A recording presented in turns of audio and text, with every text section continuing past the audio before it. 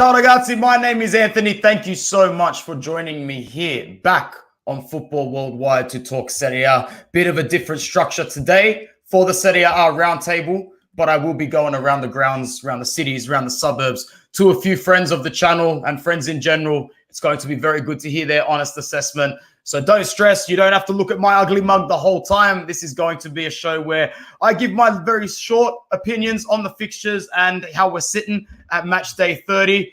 Newsflash, it's not good.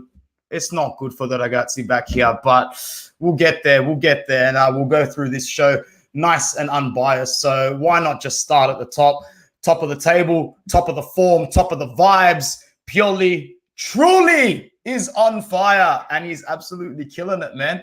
You got players like Francesco disrespecting the club and signing contracts with Barcelona in the background.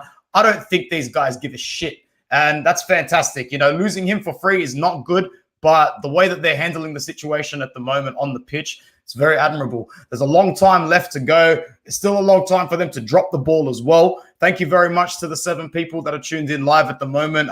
Drop a comment so I know who's here, and definitely subscribe if you are new. I did share this one a little bit more around Twitter, so hopefully it might get a couple of new people as well.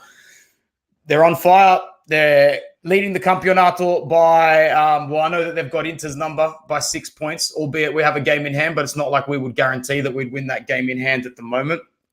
So it's pretty much being done by Milan setting the pace, and Napoli look like the only ones that will be able to catch up. But my opinion doesn't matter anywhere as much as my friend Anthony's does from Melbourne, and he's going to give us an honest assessment from the Milanisti point of view. I'm sure he's on top of the world, and just like all of these fan cams that I'm bringing tonight, I've only actually seen the first maybe 1 or 2 minutes from most of them, so I'm sure there's some material in there that'll make me smile as well. So cheers, Anth. I really appreciate it. Take it away. Ciao ragazzi, it's Anth here. Can't get on the show tonight, but sending you a quick video just with some of my thoughts on Milan's season at the moment and the weekend's game.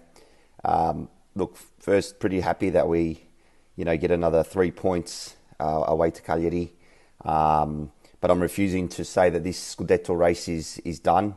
This is going to go down to the wire. I'm refusing to write off Inter. I don't think they're out of it yet. Yes, they're going through a bad patch, but with an extra game in hand, they're only 1 game behind us after that. So I think if you look at the top 3, I think they're still well and truly in this race, and the scudetto will go down to the wire with a couple of games to go. We've got a tough run of games coming up, so nothing's done yet. Look, pleasingly, if you look at our last 4 games, we haven't conceded a goal. If you include the Coppa Italia semi-final first leg against Inter, we've actually had 4 clean sheets, which is a credit to Kalulu, who's come in for most of those games, and he's been a revelation there. Stepped into some big games against Napoli and Inter in the derby, in the Coppa Italia derby. So a great. Well, I wouldn't even call him cover anymore. I'd say that he's earned his spot, and he deserves to stay there till the end of the year, which means that Romagnoli probably has to hit the bench. Sunday's game, look, we should have won that probably 3 or 4. And my biggest concern is, although we're defensively quite strong, one lapse in concentration there at the end, and they hit the bar with a couple of minutes to go. You drop 2 points easily there. We're just not putting teams away. We did it against Empoli last week, 1-0, and it was a bit dangerous towards the end. And again this week, although we should have been 2 or 3 up, we just struggled to put them away. Your luck will run out eventually. So you really got to get on top of those games and get the second and third to secure the win. I think top 4's secured now, which is good, so we can try and focus on this scudetto. Get a break now with the international World Cup qualifiers this weekend, and then come back and hopefully continue this run.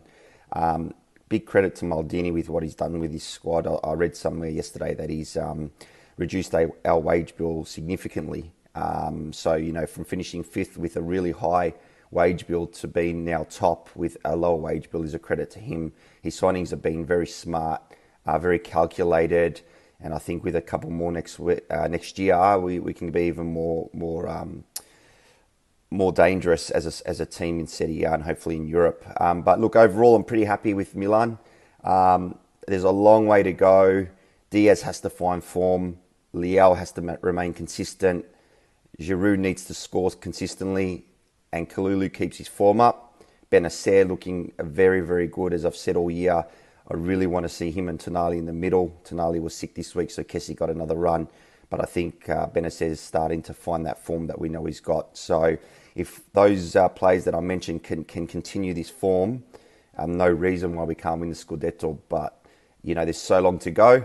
But it's great to be top after so long, you know, and hopefully get our first scudetto in a decade, which would be a massive achievement for Pioli and crew. Hope you're all well. I'll try and get on one of our sessions soon. Be nice to get back. And Forza Milan. Ciao ragazzi.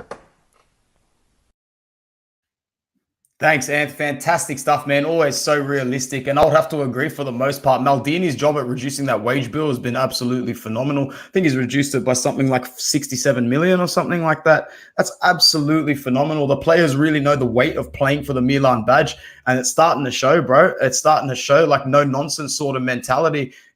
A level where cutting your losses at some point seemed a little unproductive when you lose Hakan and Donnarumma for free. But saving on those wages and just making sure that the Milan mentality carries forward and every player knows the value of that badge on the chest, that can only pay dividends in the end. And even though you guys went out in the group stage of the Champions League, you did pocket a little bit of prize money just from being in the Champions League and winning a game or two.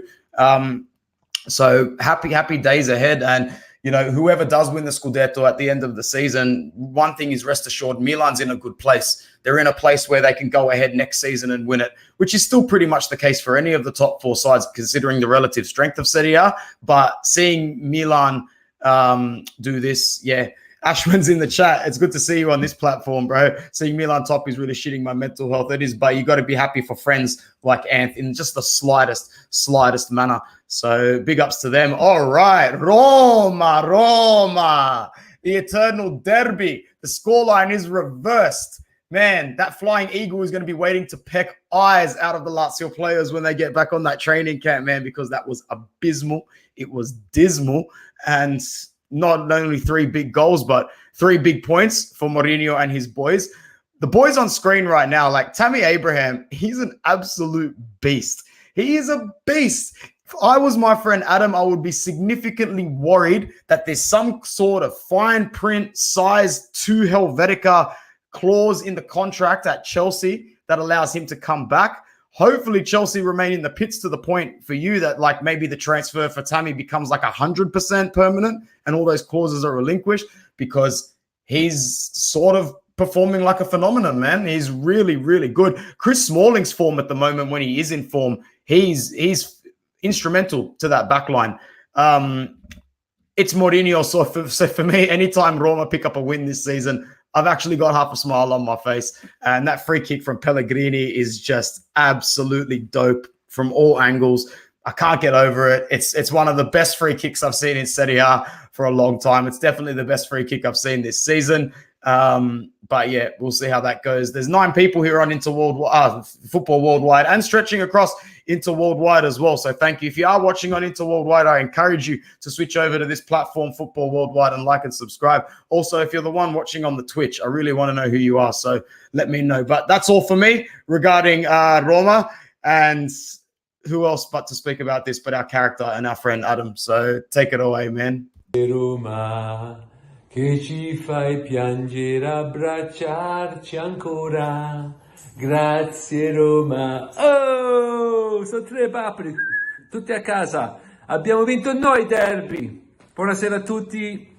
Still celebrating that majestic performance by my lads in what was probably one of my favourite derbies that I've seen, actually, only because when you watch the match back, you just see that we dominated from start to finish. It was just one of those games where we just didn't put a foot wrong for the entirety of the game. And anyone that watched that would agree that it was just one side out there. So yeah, for me it was unreal, unbelievable. I've watched every single clip, whether it's on social media or on YouTube. And had some friends that actually attended the game as well, and you see them there, and what they witnessed was absolutely beautiful. Look, if we want to dissect the game, it was really set up in that first minute when Tammy Abraham latched onto a loose corner there in the box, and that really set the tone, I think, for the game. Nerves are never put at ease when you're watching Roma play, but if you see when you see the game played in Lazio's half of the majority and having complete control, it was actually allowed Romanisti, and I've heard this from a few Romanisti now, that it actually allowed us to enjoy the game more than we would have otherwise, because as we know as football fans, when your team's playing and the game's on edge, you're not really enjoying it. You're there, you're present in the moment, but you're not really enjoying it. But this one was a little bit different, especially when that second goal went in. Credit goes to Bronquistante in this game, who I think had his most decisive game of the season, only because he's much maligned by a lot of Romanisti. I know he's still featured in Mancini's squad, and he's still an international, but he's putting some really horrible shifts this season, so you never know what we're going to get out of him. But he was instrumental and dominated that midfield. He was a real general there for us, and he set up that second goal where he played the ball out wide to Rick Karsdorp. He took a touch and played it into Tammy, who got great position. Found himself alone at the back post and volleyed it and hammered it into the goal.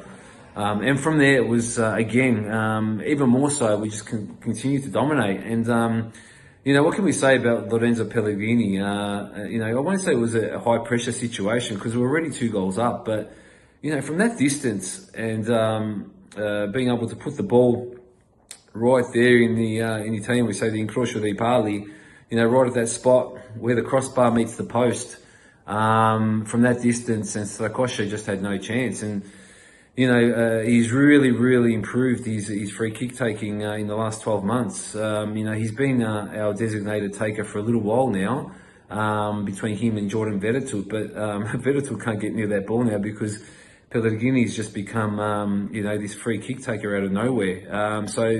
Credit to him, because he must be practicing, he must be putting in extras on the training track at Trigoria.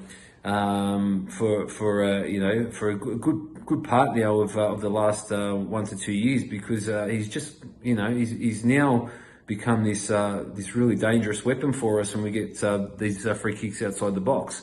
A lot of them are on target, so it's either going to go in or we're forcing the keeper to make a save. So brilliant from him again. And then from then on, we controlled the majority of that second half, I'd say. We still had a couple of chances.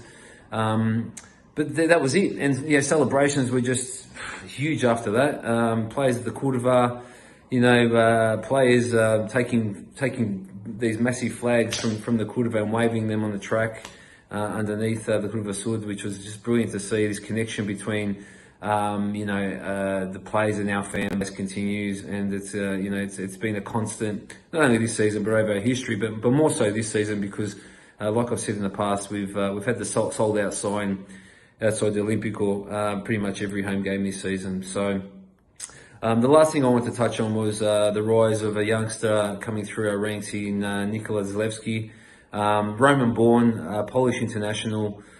He started the game, which was a bit of a gamble by Mourinho, but it certainly paid off because he was brilliant.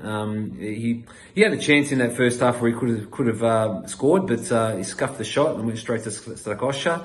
But otherwise, he was resolute on that wing, and he really nullified Felipe Anderson until Anderson was substituted in that second half. So he's certainly one to look out for now in the future, playing ahead of El Shaarawy and Mateus Vinha on that side. And that was it. Mourinho in his post-game, brimming from ear to ear, as you expect. He did make mention for us that we really need to keep our feet grounded now. He said, we've won a derby. It's not like we won the Champions League, which is true, but for us Romanisti, who are starved of success most of the time, this is really one to relish and be proud of, and to continue to celebrate, because it's always a good day when you get to rub it into your friends that are Laziali, and I've certainly done that in the last 24 hours. So I'll continue to celebrate until next time. Brilliant. Good stuff. Absolutely love it.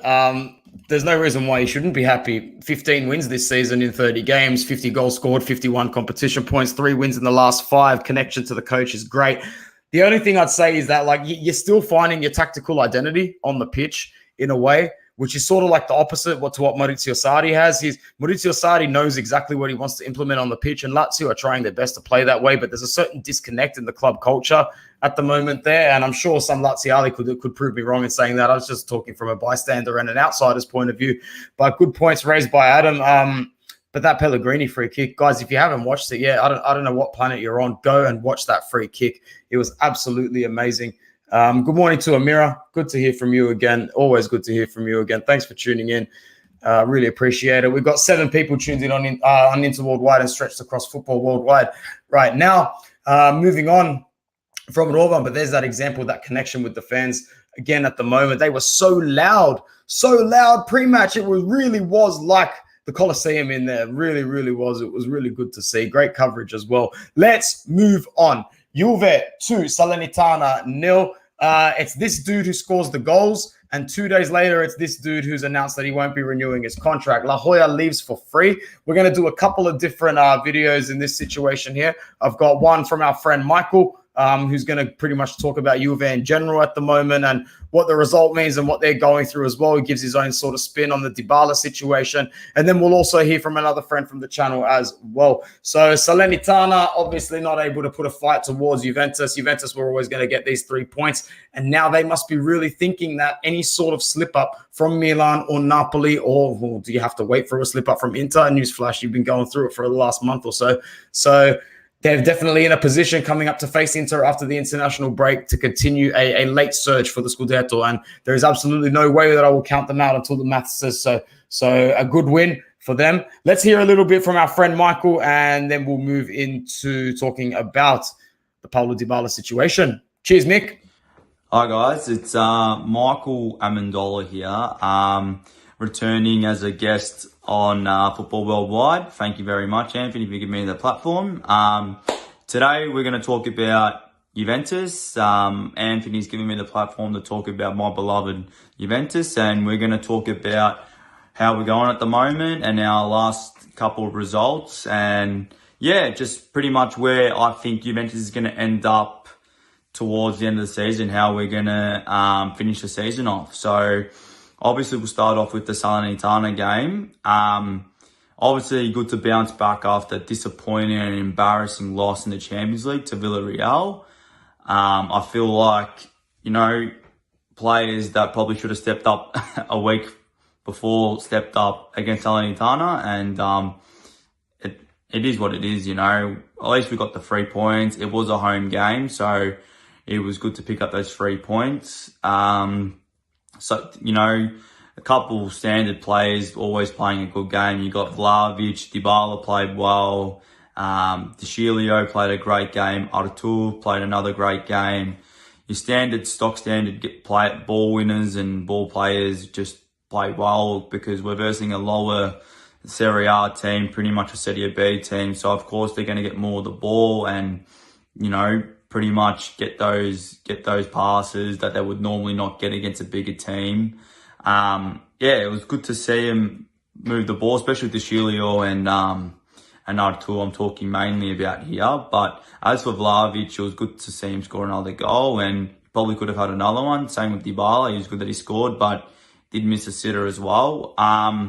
It's just very disappointing at the moment. Obviously, the way we bombed out of the Champions League. Me personally, I didn't think we were going to go exceptionally far in the Champions League. I don't think we have the manpower and the capabilities to do so. But I did expect Allegri to improve the team because that's what we brought him in for. We didn't bring him in to end up in the same situation as last year and the year before. We brought him to do better this year, and that's why we've gone ahead and purchased Vlahovic, and why we've gone and got Zakaria as well, and even got Federico Gatti for the following. We purchased these players because we want to improve this year as well.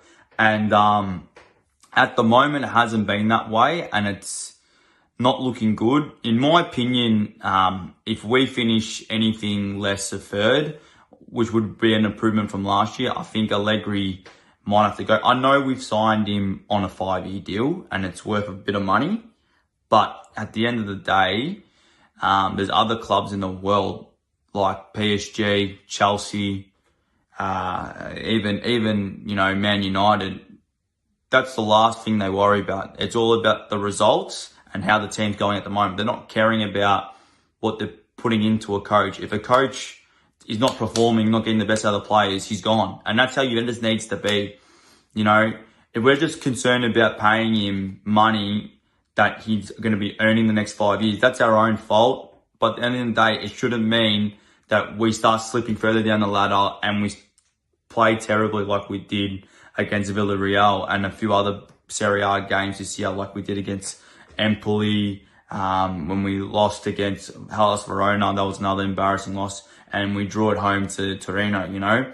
Those are the sort of games that you need to be winning, and we haven't been. And it's been not that the fact that we haven't been winning, but there was times in that game where we were getting dominated, and that's when we got to start working with, obviously we have players that need to go. Rabiot has been rubbish for us recently, to say the least, to say it bluntly but rudely, but it's a fact. We've got one less centre back available because we got rid of him. We gave him to Atalanta in that Demarai. We loaned him out with an obligation to buy, and we lack the fullbacks that big teams like Liverpool have,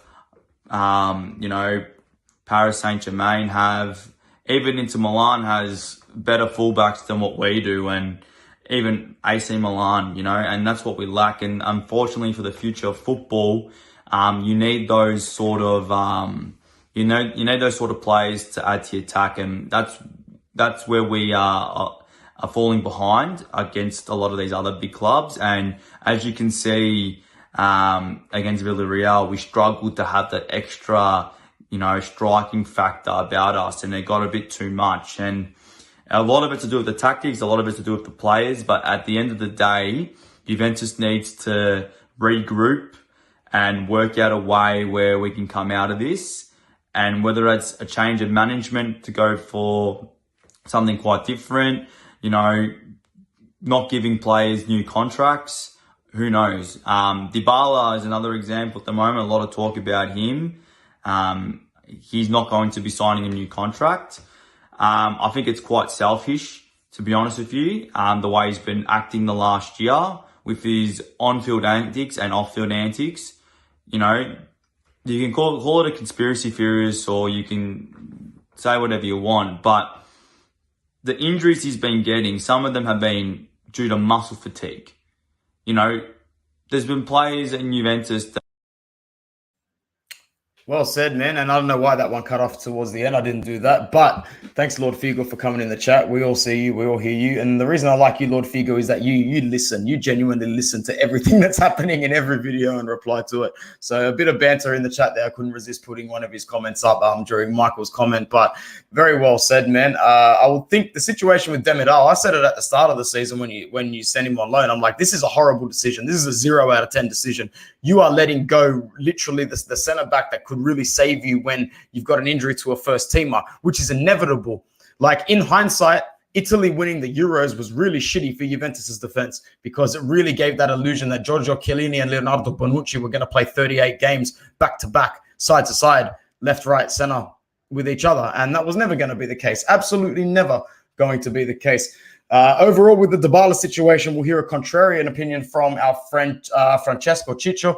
And I'm looking forward to that one as well. But you guys let me know in the comments if you're watching this video back. That's a very important point, and the most important point for the Juventus conversation today is, where do you see La Jolla going? Me personally, I think Barcelona would be the ideal location, not only for him, but Barcelona's model, the way that they're working at the moment.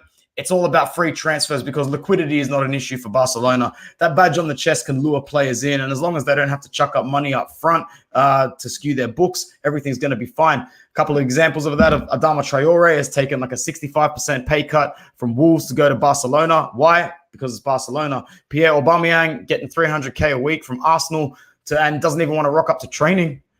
signs for Barcelona, takes a 50% pay cut, scoring every single game, turning up to training, playing like a real professional, loves it. Why? Barcelona. Francesco refuses to sign a new contract with Milan for anything under 8 million a season. And then we got rumors coming out that Inter are prepared to offer 8, Juve are prepared to offer 8, and Kessier is prepared to hold them to ransom. Barcelona come along and offer 6 with a shitty bonus. Done. Signed. Why? Barcelona. That badge has got more pull and more influence than any other club in the world, besides maybe Real Madrid. There is no English club that can compete with those two in the lure of the badge, nor in Italy. These two clubs, Madrid and Barcelona, will take and get anybody for that. Dybala hasn't played in Spain yet. It's his time to go to Spain. I know the Premier League will be very, very keen on him. The Premier League will be very, very keen on him, especially clubs like maybe Spurs, because he's has he played under Conte? He did go to Juve under Conte, I'm pretty sure. Did he sign for Allegri? Was he one of Allegri's first signings? I could be 1 year late on that. I don't know. Someone can fact check me later. But I think the Premier League next. Is he a chance to go to Inter? Of course, there's a chance, but I'm not losing sleep over this one. We Inter fans know what we need to sort out in the back room before we go anywhere near a transfer like this. So if it works, it works. If it doesn't, it doesn't. Any one of the 3 clubs pictured on the screen could be a destination for Dybala. Liverpool, I think he's sort of had a little bit of a connection with them. He might be a slight Liverpool fan. I don't know why anyone would be a Liverpool fan. Man United, no chance. But it would really suit his personality profile and his attitude at the moment to go to an absolute wasteland like that is performing so under par in terms of stigma and expectations. That is absolutely laughable. The only thing that is even slightly lurable about Tottenham Hotspur is Antonio Conte. Once he leaves, that place becomes an absolute wasteland as well, and a dumpster for anybody that nobody wants to be at Spurs. Kulusevski doesn't want to be at Spurs. Bentancur doesn't want to be at Spurs. Nobody wants to be at Spurs. Harry Kane doesn't want to be at Spurs. Even Conte doesn't want to be at Spurs. It is what it is. Maybe I'm wrong. I'm sure a Spurs fan would challenge me on it. But there's one man that's going to challenge the opinion of that it's all doom and gloom that Paulo Dybala is leaving, and that's our friend Ciccio Pasticcio. So he's going to come at you with a contrary opinion about Dybala. I hope you enjoy. I know I will. Paulo Dybala is finally leaving Juventus. I'm happy to be hearing those words. I have been calling for this for a couple of years now. This guy is not Juve material. He is not the number 10 material, and he's definitely not Juve captain material. Not even a shadow of Del Piero, the player that he was, even towards the end of his career. Dybala, he says he loves the club, he loves the colours, but yet he's not even willing to sign a decent contract and earn your bonuses. There's no wonder, no surprise that the club went back on their initial agreement, because this guy was just always on the physio table, never there in the crunch times of the season, goes missing in the big games and shows up against Salernitana. Please, I've seen enough. I had seen enough for a long time, and yeah, I'm just happy that he's gone. He's loved by many, but yeah, just it's about time he's gone. The only thing I am disappointed about is the way that it's happened. Look, he was signed for about 41 million, and he's going for nothing. You got other players that are in similar circumstances. Benedeschi, another 40 million, potentially going for free. Higuain signed for 90, gone for free. Ronaldo, 120 odd, almost gone for 15 million. So look, if there's anyone to blame and to point the finger at, it's got to be the president, Agnelli. I think it's time for him to go. Someone else to come in and change the way we run the club. He's done great, but I think it's just time for more change. But yeah, just reinvest the money that would have been given to Dybala in the midfielder, because that's what we need. Our problem definitely isn't scoring the goal.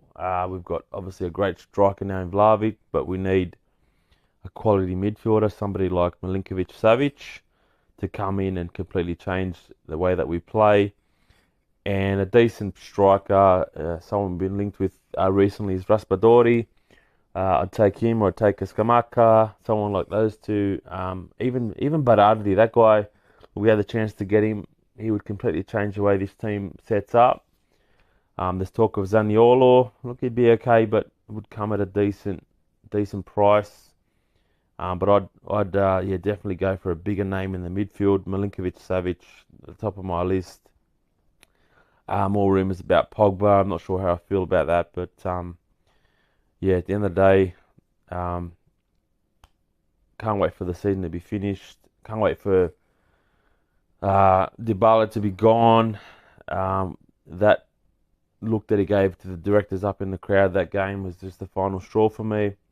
And he's just been on and off the pitch ever since then. So, Paolo, thanks for your service.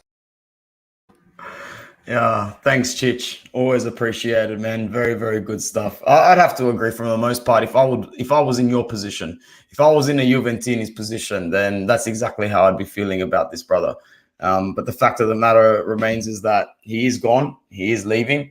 And you guys are losing your best player for free. And it is another example of poor management. And I know a lot of the Juventini are ready to face those facts and admit those facts that management is poor at the moment. But hey, things are still not all doom and gloom there, because the targets are still going to come to that club. They're a very attractive club. Dusan Vlahovic held out for them and made sure that he got there at any way, shape or form, even if it meant burning bridges in the entire city of Florence, entire city of Firenze.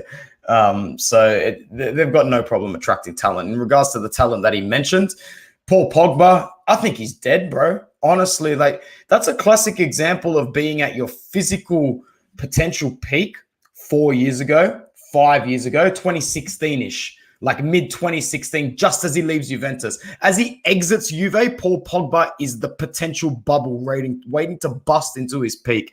He's just a shadow of his former self back in Manchester. Yeah, he went to a club with less organizational structure and efficiency than Juve at the time, but it's no real excuse for his lack of fitness and form.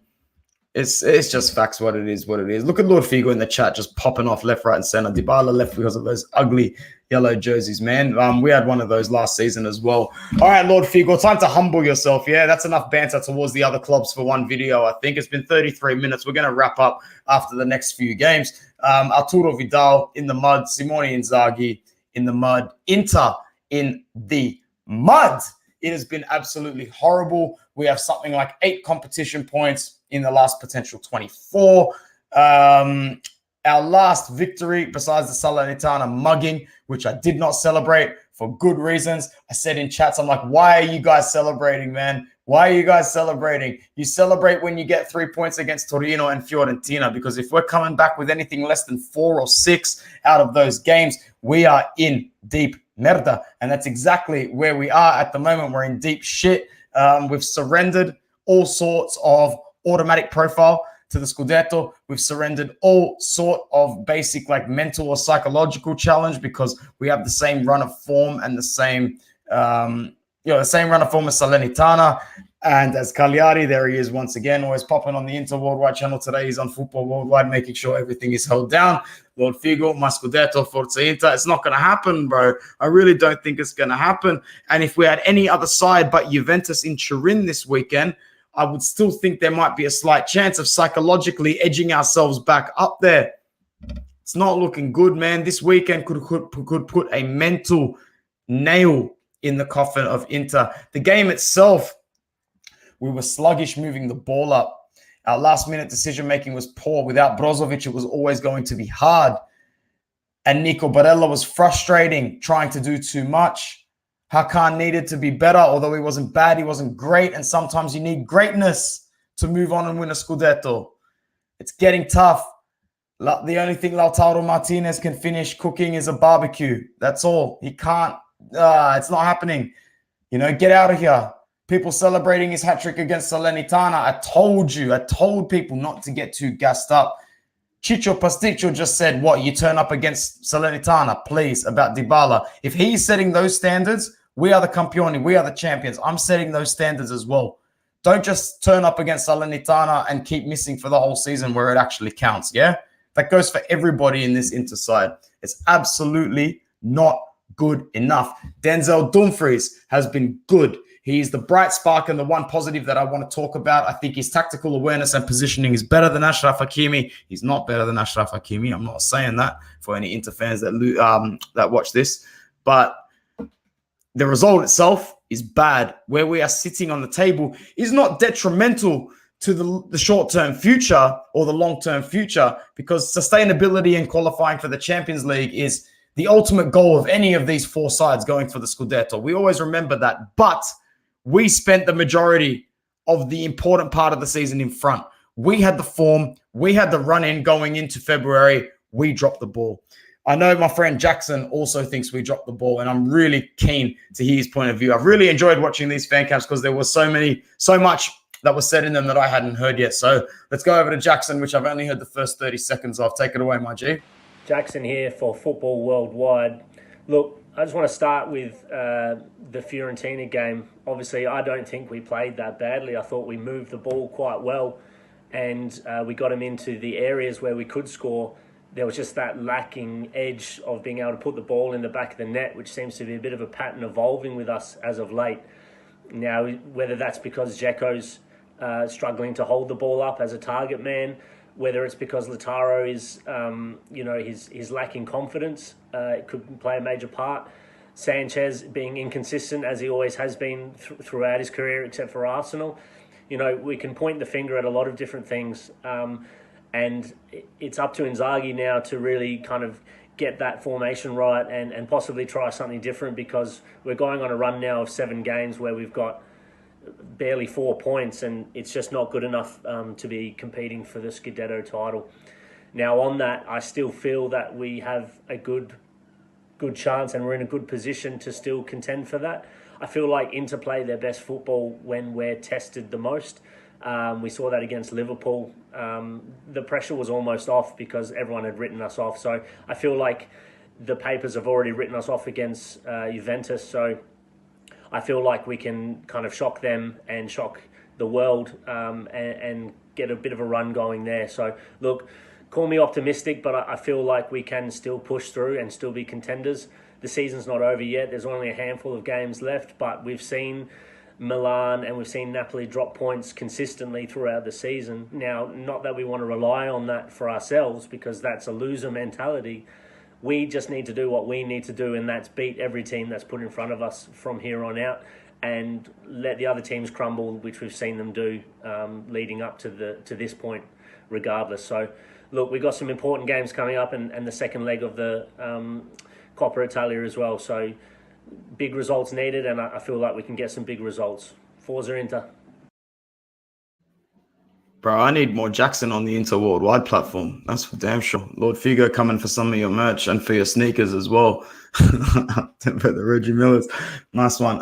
Well said from Jackson. It's definitely not over, not by a long shot, because there are still games left. But mentally, we might be psyched out of it edgewise if we don't get 3 points in Turin. And that's such a big ask, man. It's been a decade, hasn't it, since we won in Turin? Almost a decade. So you're asking us to go there and perform our best for our toughest fixture on paper, you could argue. So as optimistic as you are, brother, I'm going to have to bring us back down to that pessimistic level, but we'll see what happens. Maybe we'll be on Roundtable next week with some more positivity. It's time to talk about the phenomenon that is Victor Osimhen. He's fantastic. Napoli weren't fantastic, but they were good enough, and that's all that counts. With a guest like Zio Armo on the channel, I really don't even need to talk about Napoli. I had a nice weekend out, though, and met a Napoli dude who was a waiter at a really good restaurant, and he was over the moon with how well they were playing, and it made me happy to talk about Spalletti with him in such a positive way.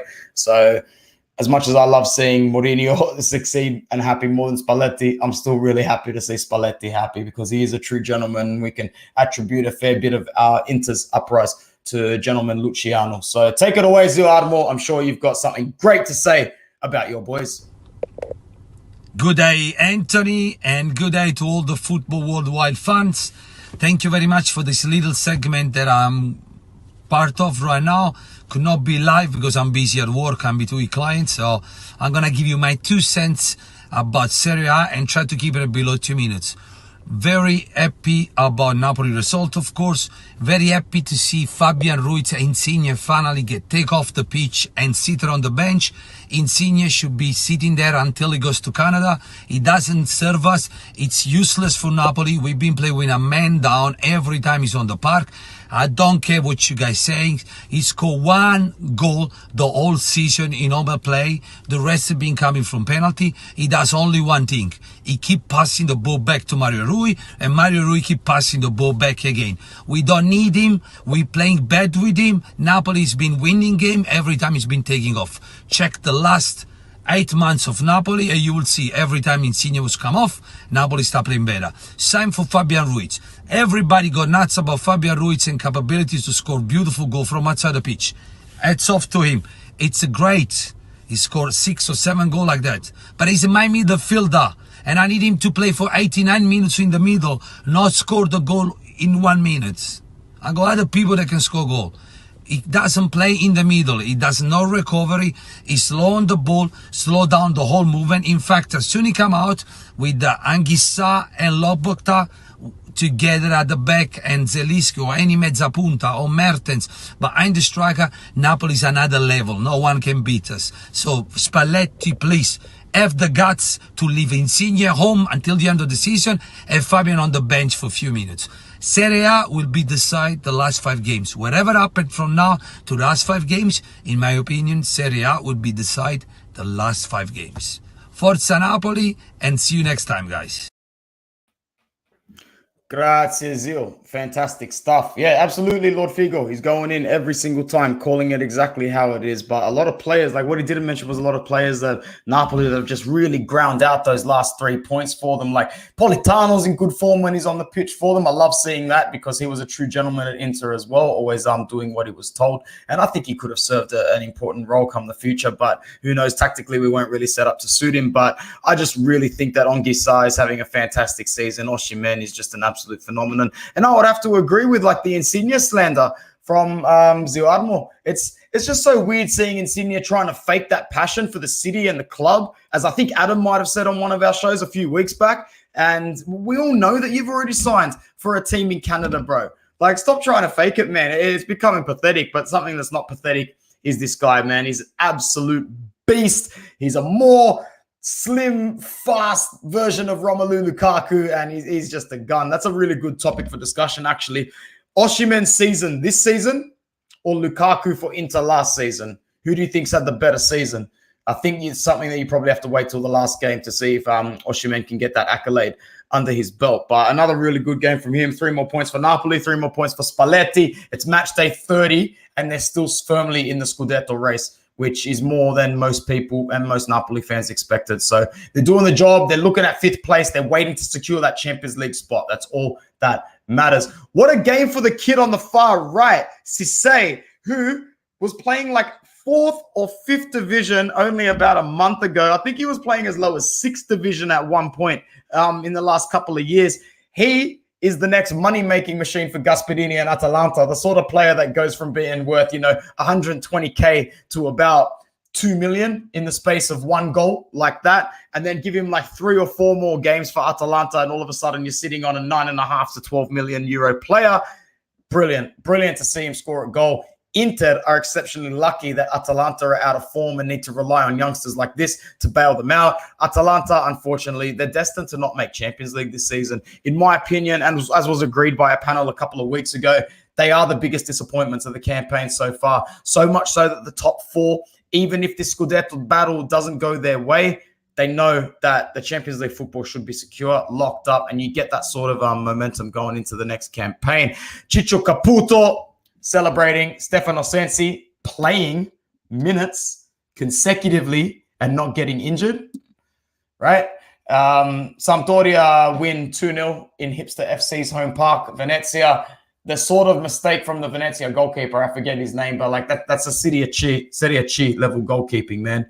You don't take 4 touches like your prime Manuel Neuer and you can't see a player for 40 meters while you're goalkeeping for Bayern Munich. It was ridiculous playing with the ball in his box. It was stupid. Sampdoria get another 3 points, just assuring the fact that they won't really be in a relegation fight. towards the end of the season. Good for Ciccio Caputo to score. Good for Stefano Sensi to get minutes. Maybe he comes back to Inter and does well. Speaking of doing well, Sassuolo 4, Spezia 1. Scamacca scores from a free kick to add to his repertoire, his arsenal, his artillery. He's the dude I want now. I'm convinced he can do a better job than Dzeko. He's more versatile than anybody else on the market. I'll pay the Scamacca tax at Inter. So Marotta, Ausilio, and co. Get it sorted. Pay for Scamacca. I'm going to do a video in the next couple of weeks at one point that's pretty much called Operation Raid Sassuolo. Fratesi, Scamacca, Raspadori, Berardi in such good form. You got a dobletta in this game as well. This Sassuolo side is just stacked with talent. I know a couple of more experienced Serie A fans that I know and speak to might say, like, just be careful. There's a lot of hype. They need to do it more consistently and for big teams. But every player that we're speaking about in this Sassuolo team has already earned their transfer to a bigger club, in my opinion. Whether they shine and thrive there is subject to opinion and subject to result. And I guess, you know, paying Serie A tax and Scamacca tax, Raspadori tax, Berardi tax. What does that mean? Well, let's face it. Scamacca's probably worth about 25, 30. He'll cost 40. Raspadori's worth 25. He'll cost 35. Berardi, I actually think he's justified now at 25, 30, whatever you want to pay for him. Fratesi's probably worth about 20, 22. You end up paying 35 for him. It's Serie A tax. It's Sassuolo tax. Dzeko misses so much easy goals. Scamacca would finish them. That's my thoughts exactly, bro. My thoughts exactly. He will finish them. So I'm all aboard. I'm all aboard the hype train there. Big result for Sassuolo. Spezia, don't consider them safe just yet. I don't consider them safe just yet. Big win for Il Grifone. Big win for Genoa. They finally got their first home win of the campaign, I believe. It's their first win under their new boss after 7 straight draws, which means they've got 10 points in their last 8 games. Is that more? Oh, God, that's more than Inter, I think, man. That could be more than Inter. That's bad. If that's bad, that's horrible. But the fact that they got their win means they're not out of this relegation fight either. They need to win a couple more games. They need to put some results together. To be one man down against Torino for as long as they were, good on them. Good on Genoa. It was really good to see them get that result, and you really saw what it meant to the fans when they celebrated behind the goal at the end. So big ups to Genoa. They performed really well to get that result and deserved it. Guys, that's all we're going to have time for on the Serie A Roundtable / Roundup, whatever you want to call it for today. Thank you to the few people who checked in the chat. It was really nice to see some faces. More so, thank you so much to the gentlemen who sent in fan cams. Anth, Armando, Ciccio, Michele, and did I forget? And Adam as well. I really appreciate it. Guys, if anybody's watching and wants to get involved in the Serie A Roundtable for football worldwide, you know where to DM, where to PM. Thank you so much. Forza Calcio, Forza Serie A, and Forza Italia, man. Like, we've got 2 World Cup qualifiers coming up before we need to play Juventus, and the next ball is kicked in Serie A. There could be a disaster zone on this channel, and we might even have kicked the ball yet for the next match day. Or there could be elation, there could be joy, and there could be relief, man. I honestly don't know if I can go through another World Cup without Italy in there, but we'll see what happens there. That's a stress for another time, not today. My name is Anthony.